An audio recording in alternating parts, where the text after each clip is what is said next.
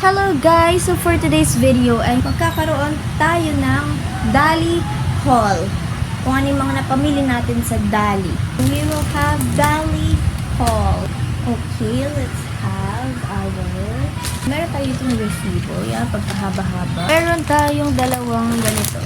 Vicente Vidal. Potato chips. This one. Meron din tayong ganito.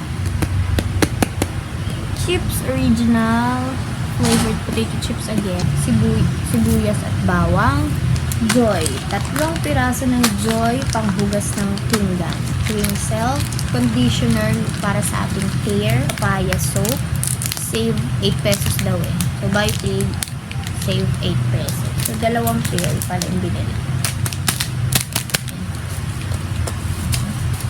Binili niya yan, non-stick. Stick na natin. Ang ganyan. So, makapal naman. Bumili din tayo ng Bear Brand Choco 8 pieces. So, ayan guys. Continue lang natin yung mga iba pang binili namin sa Dali Haul. Ice gel. Hello. Choco Tops. Parang siyang flat. And also, last but not the least, is bumili kami ng crispy seaweed. Choco. So, hindi pa tapos yung natin. Haul. Nag-grocery haul ulit siya. Bumili siya ng parang Yakult. Nainom ko na. Tapos, yellow 3D biscuit. May chocolate to sa loob, alam ko. Meron din ganito cookies naman.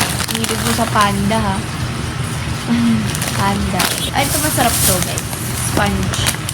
Black oak. Parang kilos.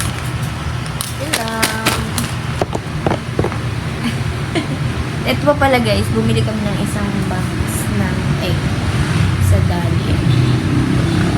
Oh, may itlog. May itlog na tayo. So, ayun. So, that's it, guys, for our Dali haul for today. So, thank you so much for watching. If you like this video, please like, give it a thumbs up. Comment down below kung sa tingin nyo magkano yung overall na bill namin for this time. So, pinakita ko yung tarawan ko.